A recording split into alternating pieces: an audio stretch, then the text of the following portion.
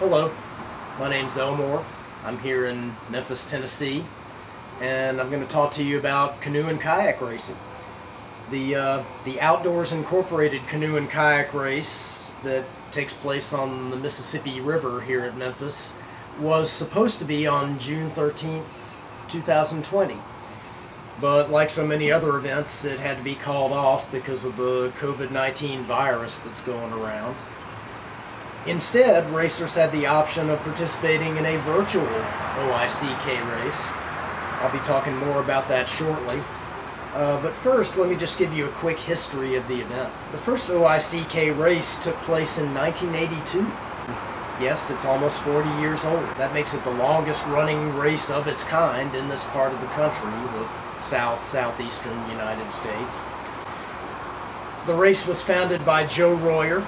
Joe's one of the owners of Outdoors Incorporated. That's the outfitter store here in Memphis for camping, climbing, hiking, skiing, bicycles, and of course paddling. Joe was doing some whitewater racing in the late 1970s and early 80s, particularly wild water, which is what we call racing down a river through whitewater rapids. And living here in Memphis, Joe didn't have a whole lot of whitewater to train on, so he did quite a bit of his training on the Mississippi River. And eventually Joe got to thinking, I do all this driving to get to races, driving to the mountains, either in the east or out west. What's stopping us from having a race right here in Memphis? We may not exactly have a lot of whitewater here, but what we do have is the largest river in North America, flowing right by our city. And so the Outdoors Incorporated canoe and kayak race was born.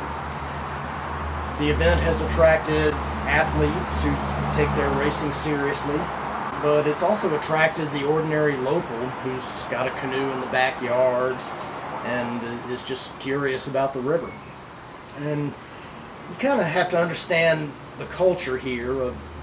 A large percentage of our population has been raised to believe that the Mississippi is just this dangerous, dirty place that that you need to stay away from and not have anything to do with. And fairly often I encounter people who think I'm out of my mind to want to get in a boat and paddle it out there. But we do have people who are more adventurous and are willing to give it a try, as long as it's close to barge traffic and there's some safety personnel in place. Thanks to the OICK race, which does make those provisions, hundreds of Memphians can say that they've been on the Mississippi River in a kayak or canoe. Aside from little modifications here and there, the race course has been the same all these years. It starts in the mouth of the Wolf River that flows into the Mississippi just north of downtown Memphis. That's generally a nice protected area for getting racers all lined up and ready to start. When the gun goes off, the racers paddle out of the Wolf and onto the mighty Mississippi, where they engage in some river-powered racing for some 2.5 miles. When they reach the tip of Mud Island, they paddle around the point and up into the harbor for maybe 600 meters and finish right next to River Garden Park. The race distance is about 5,000 meters. When the Mississippi is at higher levels, more of the tip of Mud Island is underwater, and that makes the course shorter. So some years the race is a little less than 5,000 meters. Other years it's a little more than 5,000 meters. But for general purposes, we call it a 5,000 meter race. In sort of a tongue-in-cheek way, we call it the fastest 5,000 meters in the world because of the help you get from the Mississippi's current. The fastest times ever recorded are just under 15 minutes 40 seconds. Mike Herbert, a three-time Olympian and world-class flatwater racer way back when, did it in 15:38 one year. Another year, Greg Barton, who won gold medals at the Olympics in flatwater racing, clocked 15:39. The ICF World Championships has a 5,000 meter event, and the winning men's time is typically a little under 20 minutes. So you can see that those times we've had here at Memphis are quite a bit faster than that. Once again, please understand that the World Championships 5000 takes place entirely on flat water with no help from any current like we have here. So the talk about the fastest 5,000 meters in the world is just us having a little fun. What kind of boats do people use in the OICK race? Every kind you can think of. These days I'm doing almost all my racing in a surf ski. That's a type of kayak designed for racing on the ocean and other big open bodies of water, including the Mississippi River. But in the earlier days of the OICK race, very few people in this country had ever seen a surf ski. Back then the race caught on pretty quickly with USCA style marathon canoe racers. We've got a concentration of such enthusiasts in neighboring states like Arkansas and Missouri. Aluminum canoes have long been a popular craft. When I started entering the race myself in the mid-1990s, the tandem aluminum canoe class was the biggest and most competitive class in the whole race. As for kayaks, we've had a few wild water boats. Some of our local whitewater boaters have entered the race in fast whitewater cruising boats like the old Phoenix Slipper or the Colorado River Machine, the old John Jaycox design. Once in a while you'll see a flatwater Sprint K1, although those boats are so unstable that everybody but the most elite level racers have had trouble with the swirly currents out on the Mississippi. And in recent years, even elite guys like Mike Herbert, Greg Barton, they seem to have preferred a surf ski for this event. By now, 2020, the surf ski is caught on pretty broadly among racers here in the U.S., so nowadays you'll see a lot of surf skis here. That's one of the things I've always liked about the OICK race, the way it attracts whitewater athletes, flatwater athletes, ocean athletes, people who otherwise almost never compete together. They've all been here. By now it should be obvious that I'm quite proud of my hometown race, and one remark I hear a lot from people is, oh, you must have a real advantage racing on your home course. And to be honest, that's probably the smallest part of why the race is dear to me. There are lots and lots of men and women in this world who can paddle a boat faster than I can, and anybody who's beating me regularly someplace else is probably going to beat me here in Memphis too. On the other hand, there are certain advantages to being at home, sleeping in my own bed the night before, eating out of my own kitchen. Some stuff like that certainly doesn't hurt. But the real reason I love our race here so much has to do with a couple of things. First, it's a chance for me to share my river and my city with the racers who come in from out of town. I travel to races in many of their hometowns, and it's fun to welcome them here and show them where I paddle. And second, it's a chance for me to share my sport with people in my life who might otherwise never get to see what it's all about. Over the years, a lot of my non-paddling family and friends have come down to watch the race, and they say, oh, so this is what you're always going off to do. And, wow, this is great. Now I see why you enjoy it so much. Those are the real reasons that the OICK race is a special day for me each year. The OICK race has taken place almost every year since 1982. It had an uninterrupted run up through 2009. Then came some bad luck in 2010. The morning of the race, some really nasty thunderstorms moved into the area, and we were having some flash floods that made it difficult for some racers to get to the race site, especially people coming over the Hernando DeSoto Bridge from Arkansas. And then the tornado sirens started going off, and Joe made the difficult decision to call the race off that year. And then the next year we had some more bad luck. That was the Great Flood of 2011 on the lower Mississippi. That year the area where we start the race was something like 7 or 8 feet underwater. And so at least this time Joe could see that coming. He was able to cancel the event a few weeks in advance. The race was back in 2012 and had another nice run through 2017.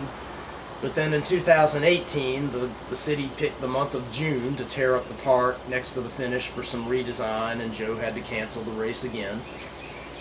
We had a good race in 2019, but now in 2020, here we are in pandemic times, and we can't have the race like we usually do, and so we're doing it virtual instead.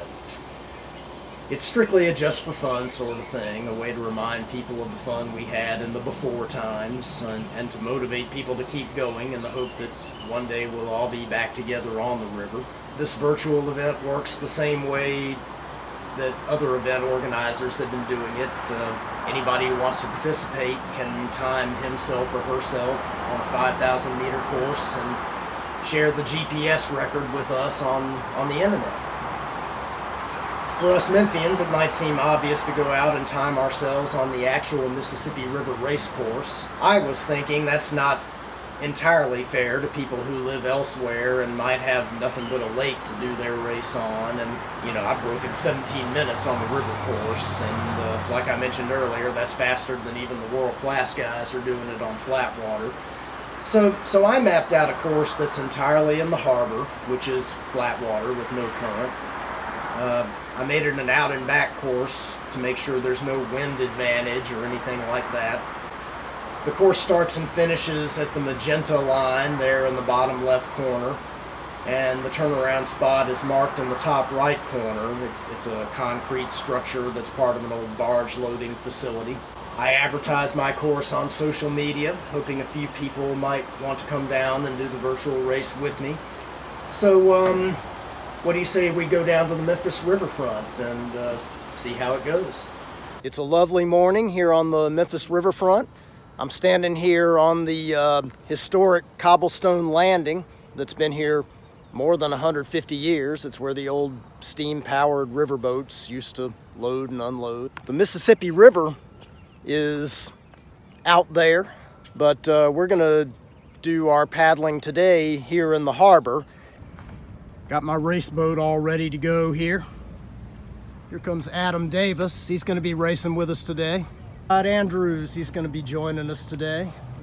It's an out and back course, and again, that's a fairness kind of thing. It's to negate any kind of wind advantage, although there really isn't much wind blowing here this morning. The start and finish line is the line that's defined by this pair of utility poles right here.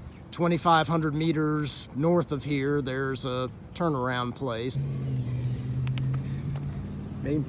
Maybe we can give this to the winner.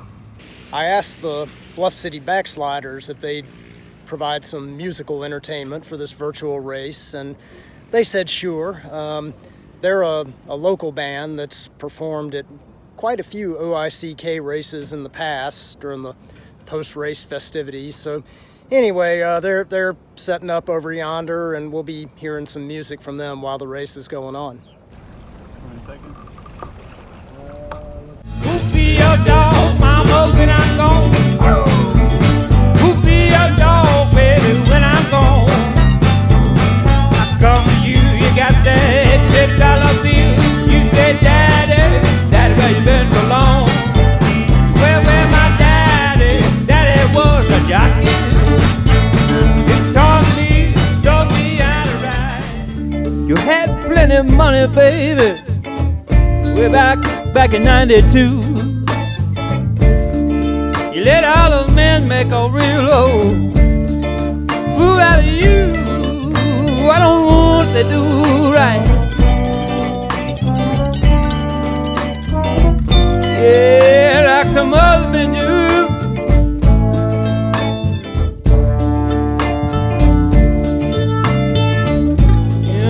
Get out of here, baby.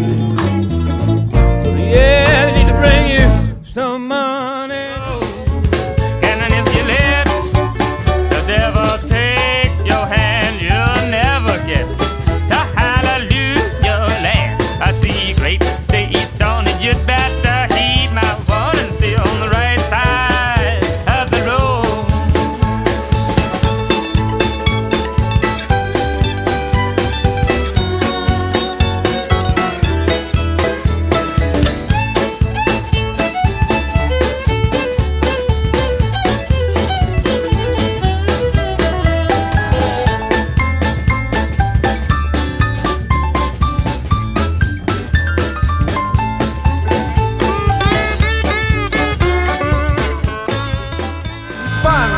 sucker keeps eyeballing me. You know I'm gonna sucker like an oyster, like I'm diving for pearl. I've been drinking 40s, spinning out of this world.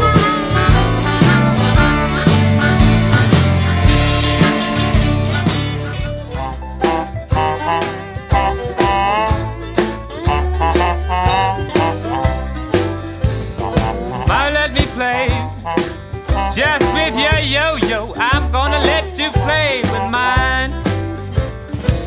You know I'm wild about your yo-yo. Come on, baby, take your time.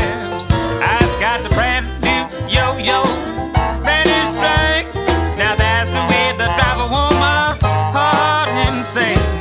Just let me play with your yo-yo, 'cause baby, I'll let you play with mine. Well, we did it. We did our virtual OICK race. Here's my result right here. I covered the 5.00 kilometers in 25 minutes, 12 seconds. I wish I were faster, but you know, don't we all? Adam's a little more tech savvy than I am. He knows how to generate a map of his route with stats and stuff. As you can see here, he came in a strong second place, and a fine effort for him as well. Scott Andrews was with us too, and I haven't seen his GPS record, but I clocked him at about 36:50. And I should note that he was in a much slower boat than Adam and I were. I think a lot of people would have declined to participate at all because of that. I actually see this quite often, where somebody says, you know, there's no way I'm going to be as fast as you guys in your race boats, you know, why should I even bother? And so I commend Scott for not letting that stop him from coming on down and having some fun with us. Some 36 people signed up for this virtual race, and I hope they'll all follow through and share their times on social media. My time very well may not stay atop the leaderboard, but that's okay. I think the main point of this whole exercise is for us racers to check in with each other and say, you know, hey, I miss you guys. I hope we can race for real next year. What about next year? Well, the race is officially scheduled for June 19th, 2021. June 19th, 2021. Whether we'll be over this pandemic by then is anything but certain. I hope we will. One thing I've learned about this virtual online version of racing is that it's a whole lot more fun to get together and race for real. But, you know, I hear credible people on the news saying the threat will still be around a year from now. So only time will tell. And I guess my biggest reason for making this film, you know, besides not having enough to do here in pandemic times, is to try to help preserve the community spirit of our sport. After all, it is a community, a group of like-minded people united by a love of this particular sport and a desire to do it really, really well. It's one of those things, either you get it or you don't. To those of you who have watched this all the way to the end, thank you. Keep acting responsibly vis-a-vis the pandemic, but also don't let go of your zest for paddling. Down in Memphis, Tennessee, there's a sound good to me. We call it bumpin' the jug. Oh, bumpin' the jug. That's what the people love. They hear that bumpin' on the jug. Well, I bumped in Cuba, I bumped in Spain. Everybody knows I'm a bumpy little man when I bump on the jug. Oh, I'm bumping the jug. It's what the people love, to hear that bumping on the jug. Bumped over in England and I bumped in France. Bumped anywhere, let they give me a chance to bump a little jug.